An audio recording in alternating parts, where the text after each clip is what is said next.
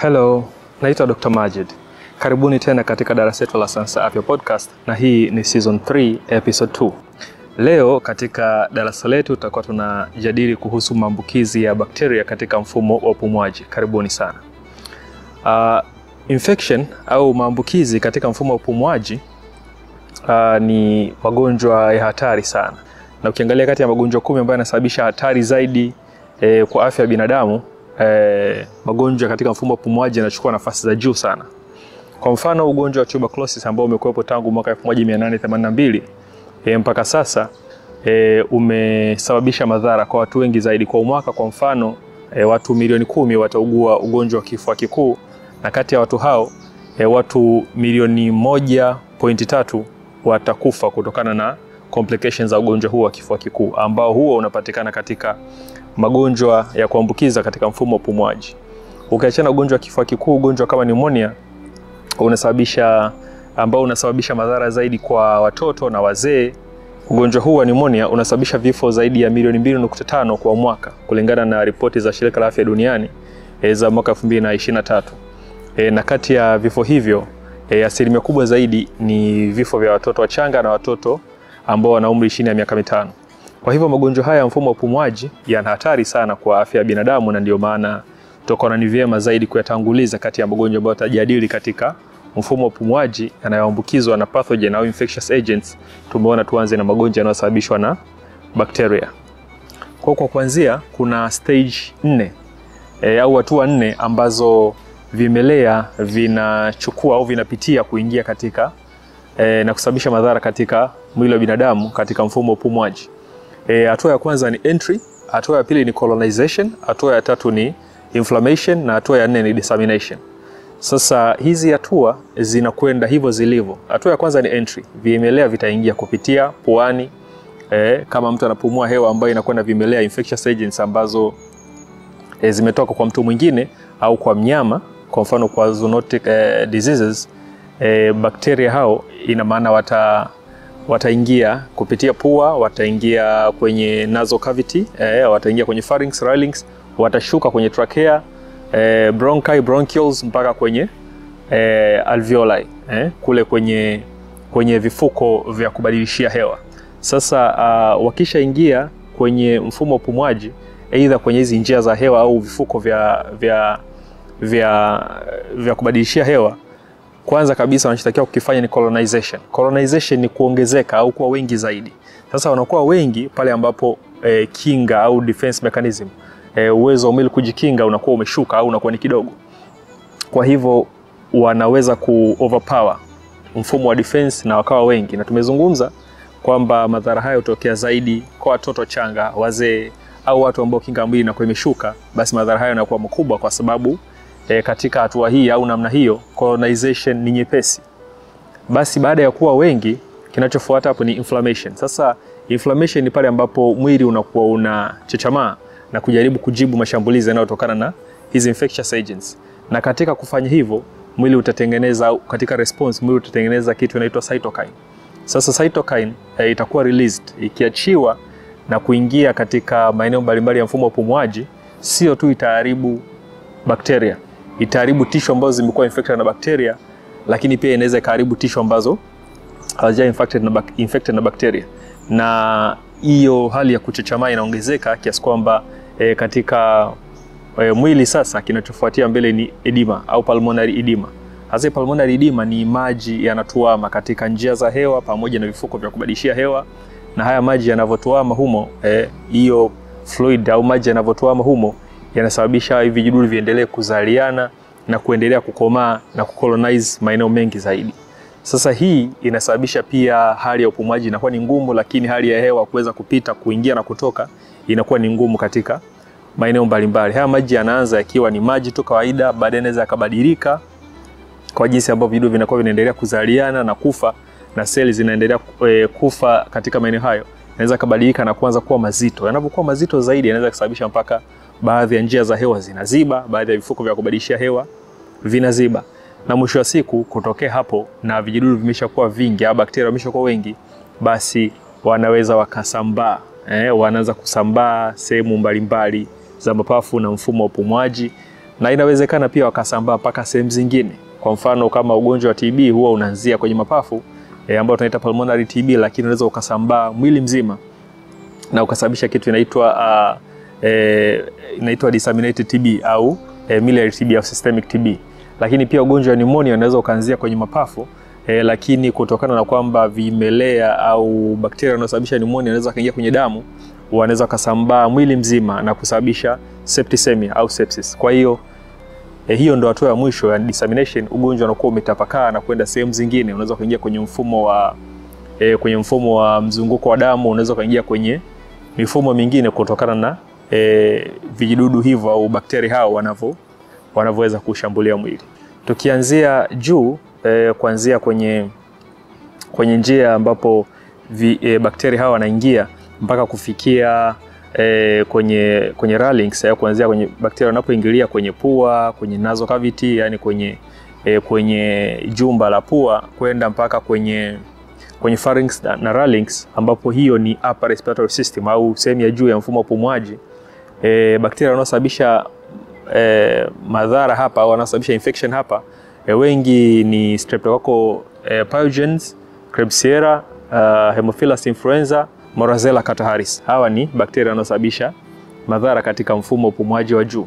Katika mfumo wa upumuaji wa chini, ina maana kuanzia kwenye trachea kuja kwenye bronchi, bronchioles mpaka kwenye alveoli na sehemu zingine za mapafu, kuna bakteria kama Streptococcus pneumonia, Haemophilus influenza, Staph aureus, Klebsiella pamoja na Pseudomonas aeruginosa. Hawa wanasababisha infection katika maeneo hayo. Lakini pia kuna bakteria ambao wanasababisha infection ambazo sio za kawaida, tunaita atypical pneumonia.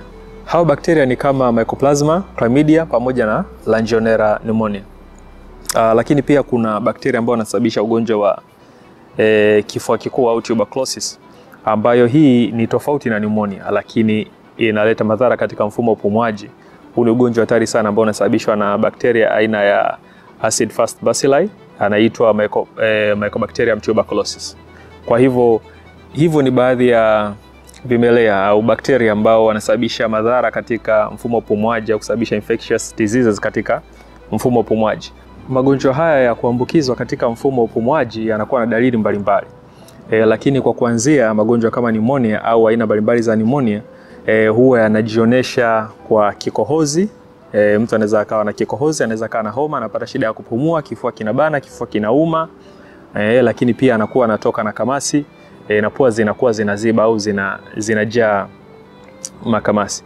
Lakini pia mwili unaweza ukawa unachoka, na kwa baadhi ya watu anaweza akawa anapata kichwa kuuma. Homa inaweza ikawa ni homa ya juu, high grade fever, au homa ya chini, low grade fever, inakuwa ni homa lakini sio kali sana.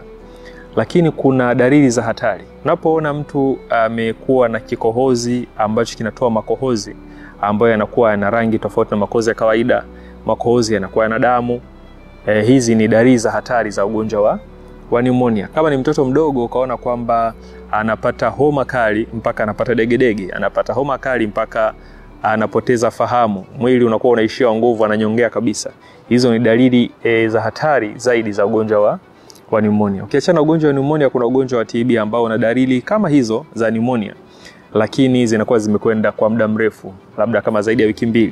Pungua uzito, anakuwa na hali mbaya. Kwa mfano kama ni mtoto, anakuwa anashindwa kula na maendeleo yake yanakuwa sio vizuri katika ukuaji.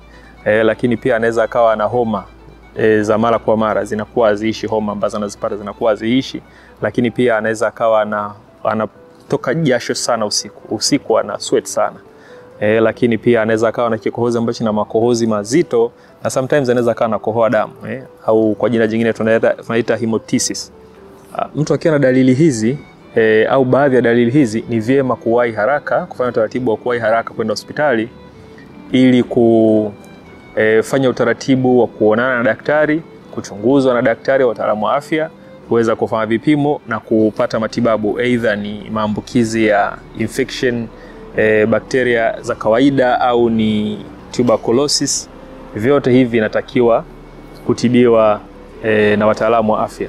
Sasa mtu akiwepo hospitali, kuna baadhi ya vipimo ambavyo vinaweza vikafanyika, au baadhi ya vipimo vinaweza vikawa vina umuhimu kwa ajili kutibu au kuchunguza infectious diseases au bacterial diseases ambazo zinaweza zimempata mtu katika mfumo wa upumuaji. Kwanza kabisa atachunguzwa na kuangaliwa upumuaji wake unakwenda namna gani, na kusikiliza kifua chake kwa vifaa kama stethoscope, na kuangalia je, katika namna ambavyo hewa inapita katika kifua chake kuna sauti au kelele zote zinazoashiria kwamba panaweza kuwa na utofauti na upumuaji wa kawaida. Lakini pia wanaweza wakagusa sehemu mbalimbali kuangalia kama kuna uvimbe au kuna sehemu ambazo zinaathiri huu mfumo wa upumuaji, ambao hiyo inaweza kuwa dalili moja wapo inaonyesha kwamba matatizo haya yametokana na infection za bakteria. Lakini inaweza kufanywa kipimo kinaitwa pulse oximetry kwa ajili ya kuangalia mapigo ya kasi ya mapigo ya moyo, lakini pia kiasi cha oxygen ambacho kinaingia kwenye damu kwamba kinajitosheleza au kimedhurika na madhara yatokana na infection hizo. Lakini ukiachana na kipimo kama hicho, anaweza akapimwa makohozi. Makohozi yakachukuliwa kwa ajili ya kupimwa na kuangaliwa kama yana vijidudu vya Mycobacterium tuberculosis. Wanaweza kufanya kacha ya damu kwa ajili ya kuangalia kuikuza katika maabara, kuangalia kuna bakteria gani. Lakini pia anaweza kufanya x-ray, picha ya kutizama katika kifua ni sehemu gani ambazo zimeathirika na ugonjwa huu wa bakteria ambao umeathiri mfumo wa upumuaji. Lakini pia kuna vipimo vingine katika damu ambavyo vinaweza vikatizama madhara yaliyotokana na infection hii. Kuna kipimo kinaitwa C-reactive protein, kuna kipimo kinaitwa erythrocyte sedimentation ratio. Hivi ni vipimo ambavyo vinatizama madhara ya infection hasa zikiwa zishakuwa disseminated katika mifumo mbalimbali kupitia damu. Kwa hivyo baada ya vipimo kinachofuatia hapo mtu ni kupanga utaratibu wa namna gani anaweza kupata matibabu.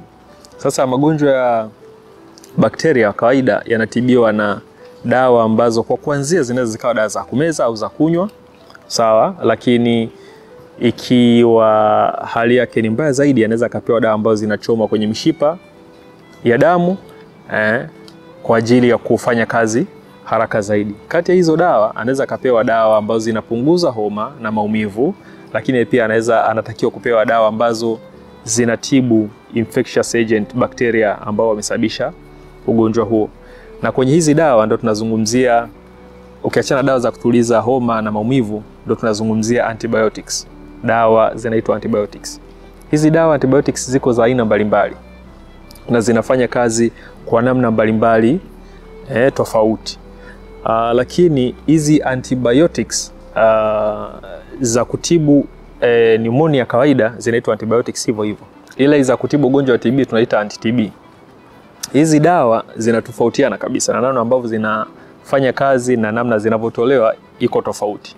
Hizi dawa za pneumonia zitatolewa mtu anaweza kazitumia kwa muda wa siku 3, 5, 7 mpaka ikienda zaidi siku 10. Lakini dawa za TB zinatumika kwa muda mrefu zaidi. Kwa hivyo hawa ni wagonjwa wawili tofauti. TB ni ugonjwa sugu ambao dawa zake zinatumika kwa muda mrefu zaidi. Kwa namna ambavyo mtu atapewa maelekezo, kitu cha muhimu zaidi ni kuzingatia kwamba dawa hizi utakazopewa kama ni za kutibu pneumonia, basi unazitumia wewe mwenyewe kama ulivyoandikiwa, kwa kiasi kile kama ulivyoandikiwa. Lakini kwa mara zile kama ni mara 2 kwa siku, ni mara 3 kwa siku, vile kama ulivyoandikiwa, na kwa urefu ule kwamba utazitumia kwa siku 5 vile kama ulivyoandikiwa. Pamekuwa na changamoto, mtu anachanganya 2 mara 3 na 3 mara 2. Katika mahesabu au hisabati ya kawaida 2 mara 3 ni 6, 3 mara 2 ni 6. Ni kama vile katika hisabati haya mambo yanafanana. Lakini katika matibabu ya infection, 2 mara 3 ni tofauti kabisa na 3 mara 2. Kwa hivyo vitu hivyo havipaswi kuchanganywa kabisa. Daktari akisema 2 mara 3 inatakiwa uende na 2 mara 3. Akisema 3 mara 2 inatakiwa uende na 3 mara 2. Lakini kama dawa hizo zinatumika kwa siku 5, basi zitumike kwa siku 5. Inapotokea umeandikia dawa za kutumika kwa siku 5 na bahati mbaya labda dawa imedondoka chini, imechafuka au imeharibika au umepoteza, siku 3 zimefika au siku 4 zimefika, dawa zilizobaki zimepotea, ni jukumu lako kwenda tena kwa wataalamu wa afya ili kupata dawa za kuongezea na kukamilisha zile siku 5 ambazo mmeahidiana wewe na wataalamu wa afya kwamba utatumia dawa hizo. vile vile ikiwa ni dawa za TB. Dawa za TB watu wamekuwa wakianza na anaona mimi hali yangu naona kama naendelea vizuri, anaamua kuacha au kushia katikati. Ni makosa makubwa. Hasa hii nasema kwa ni makosa kutokana na kwamba magonjwa haya yamekuwepo muda mrefu au miaka mingi sana, na mpaka sasa hivi hayajakoma, kutokana na kwamba pamoja na kwamba bakteria wanaosababisha pneumonia wanabadilika, lakini matumizi ya antibiotic hayakwendi sawa. Watu wanatumia antibiotics visivyo sawa, na mwisho wa siku wanasababisha resistance. Wanasababisha resistance kwa antibiotics, lakini pia wanasababisha resistance kwa dawa za kifua kikuu. Kwa mantikio, mtu anakuwa anatumia zile dawa, ikishatengenezeka resistance ya dawa hizo kwake, atakuwa anatumia hizo dawa, anameza tu kama pipi, na zinakuwa hazifanyi kazi yote. Kwa sababu gani? Ameharibu namna ambavyo dawa zile zitakiwa zifanye kazi katika mwili wake kwa kuzembea au kwenda tofauti na utaratibu wa matumizi ya dawa hizo. Kwa hivyo ni muhimu sana kutumia dawa utakazoandikiwa kwa utaratibu ambao umeandikiwa na kwa urefu ambao umeandikiwa. Na baada ya kumaliza zile dawa, kama bado tatizo lipo, ni vyema kurudi kule ulikotibiwa na kutizama tatizo hilo lipo kwa sababu gani. Inawezekana dawa zilizotumika sizo, au zimetumika sivyo, au ugonjwa umeshabadilika. Lakini ni muhimu sana kutumia dawa kwa kufuata maelekezo ambayo unakuwa umepewa. Zipo chanjo ambazo lakini zinatolewa kwa watoto wadogo. Ni pneumococcal conjugate vaccine kwa ajili ya kumkinga mtoto na magonjwa ya bakteria yaliyosababishwa na pneumonia, lakini pia kuna Haemophilus influenza type B vaccine na Haemophilus vaccine. Hizi ni chanjo ambazo anapewa mtoto kwa ajili ya kumkinga na bakteria pneumonia. Lakini pia kuna chanjo kwa ajili ya ugonjwa wa kifua kikuu ambayo imekuwa ikitolewa kwa miaka mingi sasa, na karibia kila mtoto ambaye amezaliwa tangu miaka hiyo mpaka sasa hivi alipata chanjo hiyo ambayo inaitwa BCG. Hiyo ni chanjo ambayo inatolewa baada ya mtoto kuzaliwa kwa ajili ya kumkinga na ugonjwa wa kifua kikuu. Lakini pia katika kinga tunatakiwa kuhakikisha kwamba tunakaa katika mazingira masafi, kwa sababu tunaona kwamba hatuna namna yoyote, ni lazima tuendelee kuvuta hewa, kwa sababu hewa ni muhimu. Kama tulivyoishaona kwenye episodi ya pili, hewa ni muhimu, oksijeni ni muhimu, na kutoa carbon dioxide ni muhimu. Sasa mazingira yanatakiwa kuwa masafi, kuondoa vumbi na mazingira ambayo yanaweza kusababisha kwamba tukavuta hewa ambayo inatia uchafu katika mifumo yetu ya upumuaji. Lakini pia pale ambapo tunaona kwamba kuna mgonjwa ambaye ana ugonjwa kama huu ambao unakuwa umeathiri mfumo wa upumuaji, ni vyema tukiwa tunamhudumia kuvaa barakoa na kujitahidi pale mtu ambapo anakuwa anapiga chafya, basi ageukie upande mwingine, lakini sio upande ambao watu wengi wapo. Lakini pia kujitahidi kuepusha misongamano na kuweka au kukaa watu wengi ndani ya sehemu ambayo inakuwa imejifungia na panakuwa hamna hewa ya kutosha. Lakini pia tunapokaa tujitahidi pawepo na ventilation. Pawepo na hewa ya kutosha maeneo ambayo tunakaa, either kama ni kumbi au darasa au ni sehemu ambayo tunakaa tunafanya kazi, pawepo na hewa ya kutosha, mtu apate kupumua hewa ya kutosha ili mfumo wa upumuaji uweze kujisafisha. Lakini pia kwa magonjwa kama kifua kikuu pamoja na pneumonia ambazo zinasababishwa na bakteria, ni muhimu kuwahi mapema hospitali kwa ajili ya kupata ushauri wa wataalamu, kufanya vipimo na kuanza matibabu, ikiwa ni pamoja na kutumia dawa kwa usahihi kama ambavyo nishaeleza hapo mwanzo. Na hayo ndiyo mambo ambayo leo yalikuwa yameandaliwa tuyajadili katika episode hii inayozungumzia bacterial diseases katika mfumo wa upumuaji au magonjwa ya bakteria katika mfumo wa upumuaji. Mpaka hapo ningependa kuwashukuru sana kwa kututizama na kutufuatilia. Kwa niaba ya timu nzima ambayo imehusika kuandaa maudhui haya na kuyakamilisha, mimi sina la ziada mpaka wakati mwingine. Bye bye.